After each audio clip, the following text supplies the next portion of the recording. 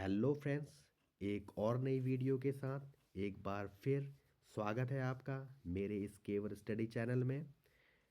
तो बिना देरी किए हुए शुरू करते हैं आज की वीडियो। तो पहला क्वेश्चन जो आज का है हमारा वो है, ओलंपिक ध्वज का रंग कौन सा नहीं है? ऑप्शन है नीला, काला, नारंगी या फिर हरा।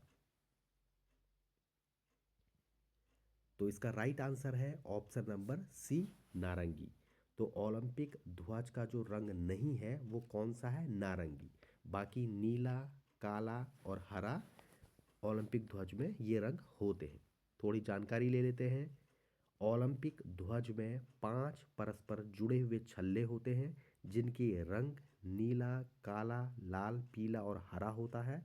यह प्रतीक 5 महाद्वीपों के मिलन और दुनिया भर के एथलीटों की बैठक का प्रतिनिधित्व करता है।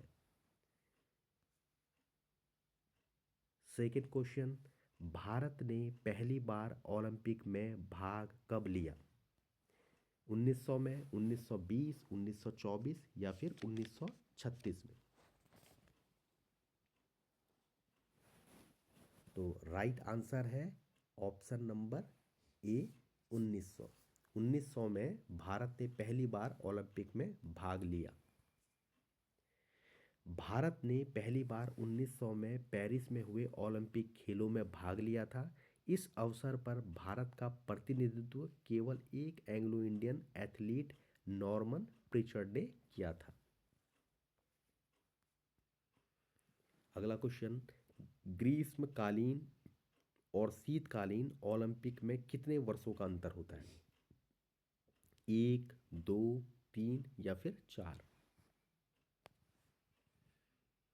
तो ग्रीष्मकालीन और शीतकालीन ओलंपिक में 2 वर्षों का अंतर होता है। Option number B right answer. क्या है? हालांकि ओलंपिक खेल हर 4 साल में होते हैं, ग्रीष्मकालीन और शीतकालीन खेल इस प्रकार आयोजित किए जाते हैं कि हर 2 साल में एक ओलंपिक आयोजन होता है। 1994 से पहले दोनों खेल एक ही वर्ष में आयोजित किए जाते थे। नेक्स्ट, ओलंपिक खेलों में कौन सा खेल सबसे पहले शामिल किया गया था? एथलेटिक्स, तैराकी, जिम्नास्टिक या फिर कुश्ती? तो right answer option number A, athletics. Olympic खेलों में जो सबसे पहले खेल शामिल किया गया था वो था athletics. Next question, question number 5, Paris Olympic 2024 में शामिल नए खेलों में कौन सा खेल था? कराटे, क्रिकेट, ब्रेक डांसिंग या फिर Kabaddi? Right answer option number C, break dancing. क्या था? पेरिस 2024 ओलंपिक खेलों में ब्रेकिंग प्रतिस्पर्धी ब्रेक डांसिंग को एक नए खेल के रूप में शामिल किया गया था। यह खेल 2018 के ब्यूनस आयर्स युवा ओलंपिक में अपनी सफलता के बाद मुख्य ओलंपिक कार्यक्रम में जोड़ा गया। ब्रेकिंग के अलावा सफरिंग, स्केटबोर्डिंग और स्पोर्ट क्लाइंबिंग भी पेरिस 2024 खेलों का हिस्सा थे। हालांकि इन तीनों ने टोक्यो 2020 ओलंपिक में अपनी शुरुआत कर दी थी, और लेकिन 2024 में जो नया खेल और जोड़ा गया वो था break dancing. Next question, Paris Olympic 2024 की आधिकारिक टैगलाइन क्या थी? A, faster higher stronger, B, made for sharing, C, games wide open और D, one world one dream? तो इसका जो राइट आंसर है वो है option number C, games wide open. ये 2024 की आधिकारिक टैगलाइन थी पेरिस ओलंपिक की।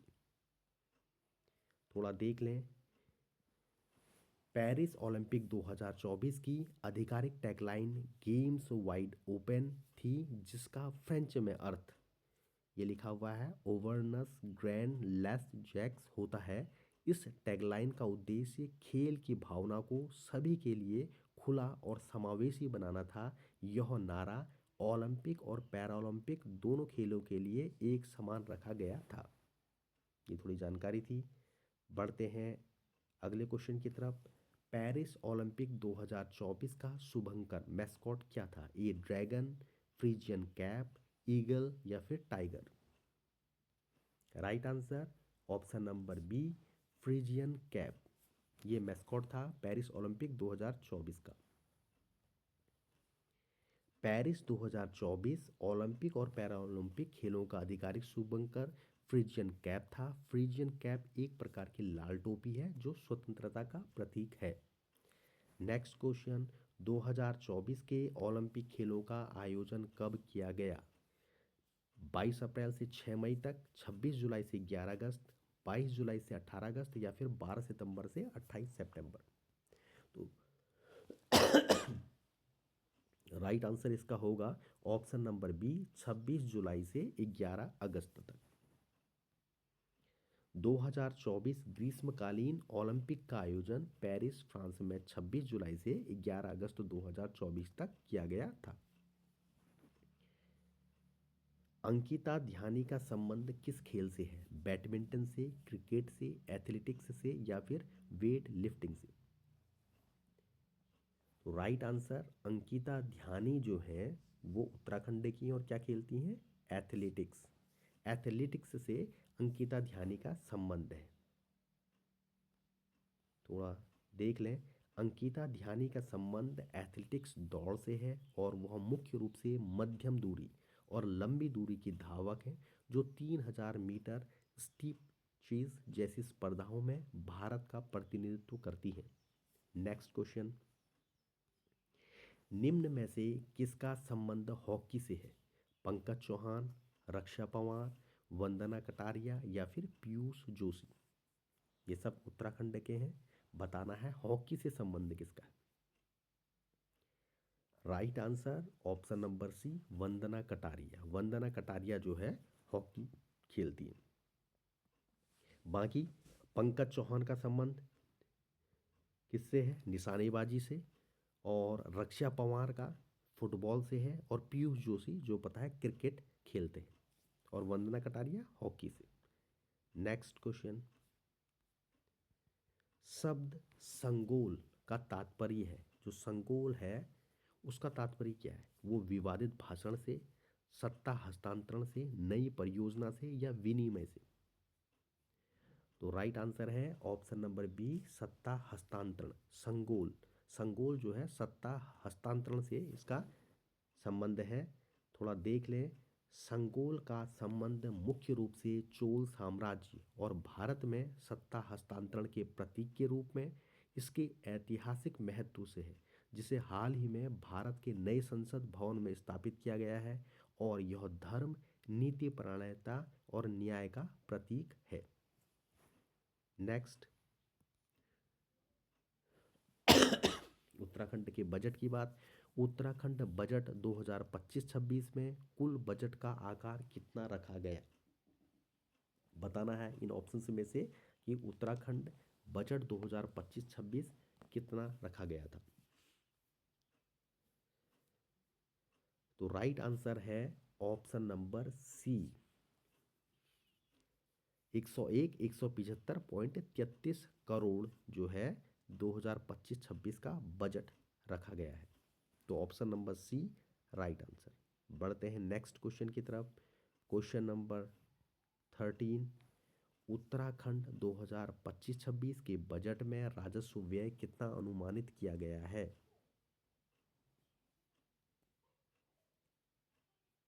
तो इसका राइट आंसर है ऑप्शन नंबर सी, 59,954.65 करोड़। यह राजस्व व्यय अनुमानित किया गया है 2025-26 के बजट में। Next question, question number 14, Uttarakhand 2025-26 budget में कौन सी प्रमुख श्रेणियां प्राथमिकता में रखी गई? रक्षा और ऊर्जा, शिक्षा और खेल, कृषि उद्योग, ऊर्जा इंफ्रास्ट्रक्चर और पर्यटन या फिर अंतरिक्ष शोध? बताना है कौन सी प्रमुख श्रेणियां प्राथमिकता में है, जिसको फर्स्ट इंपॉर्टेंस मिली है सबसे ज़्यादा, वो कौन सी है? तो इसका राइट आंसर है ऑप्शन नंबर सी, कृषि को उद्योग, ऊर्जा, इंफ्रास्ट्रक्चर और पर्यटन। 2025-26 के बजट में प्रमुख श्रेणियां जो ये थी जिनको प्राथमिकता में रखा गया था। Next question, question number 15, Uttarakhand budget 2025-26 का लक्ष्य किस मॉडल पर आधारित है? स्मार्ट, ज्ञान, यूनिटी या फिर विकास? तो इसका जो राइट आंसर बनेगा ऑप्शन नंबर बी, ज्ञान। जिस ज्ञान में जी क्या है? गरीब, वाई युवा को, ए को अन्नदाता और एन नारी को दिखाता है।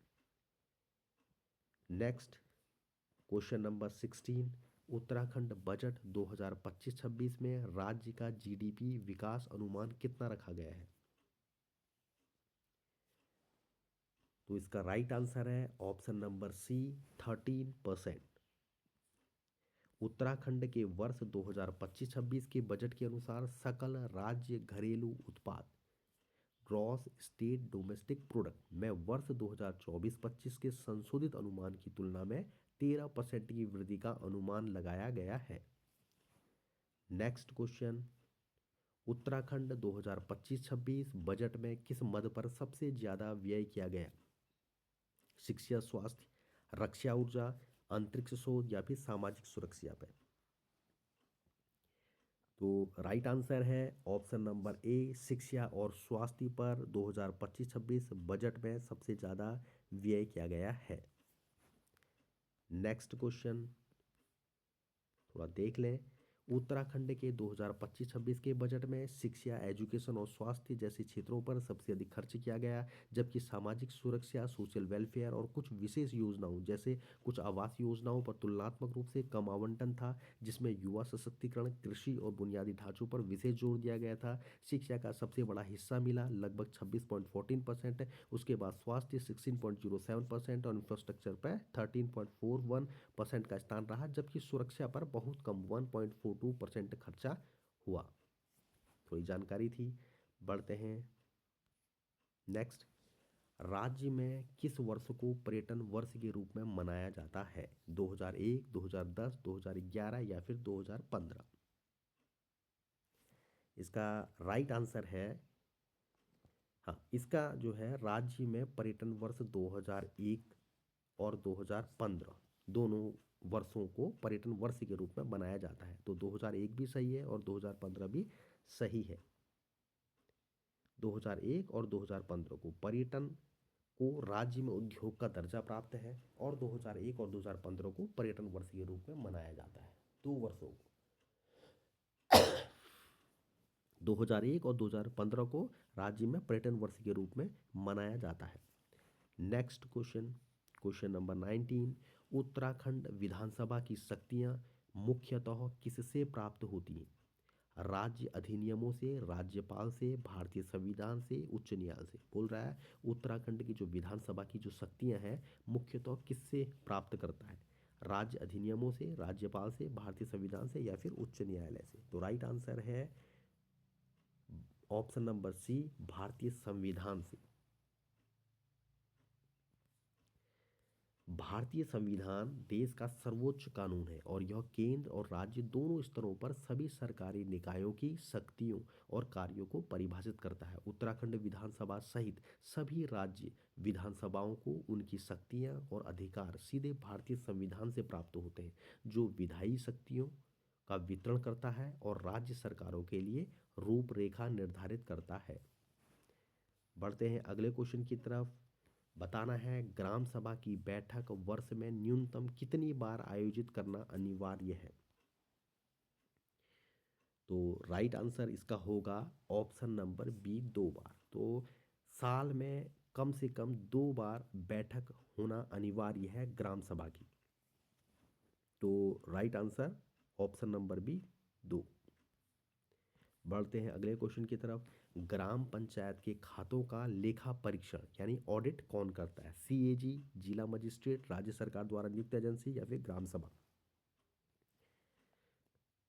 तो right answer option number C, राज्य सरकार द्वारा नियुक्त एजेंसी ग्राम पंचायत के खातों का लेखा परीक्षण करती है।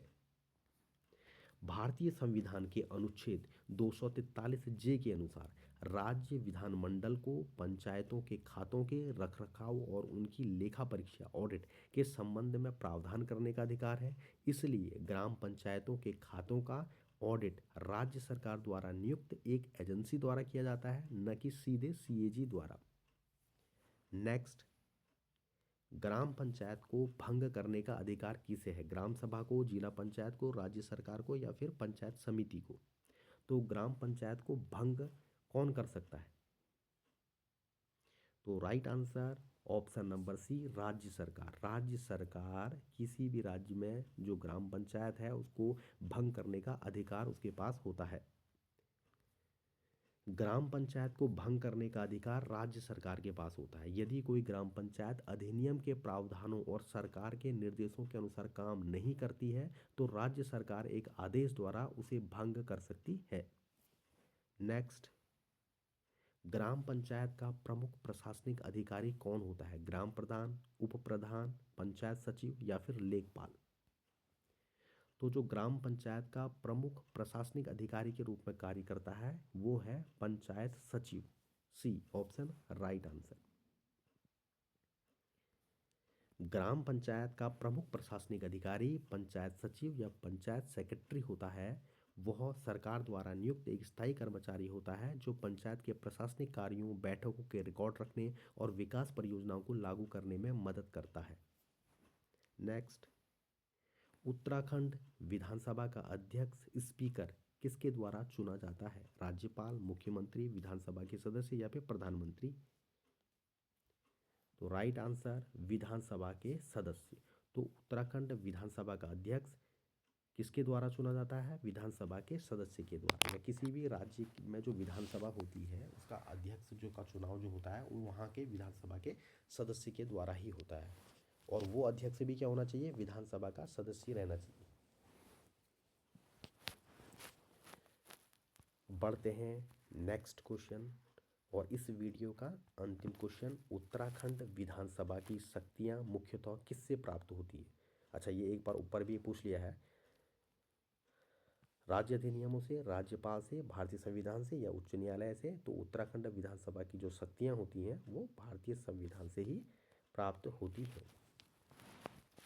तो आज की वीडियो में 25 क्वेश्चन को हमने देखा।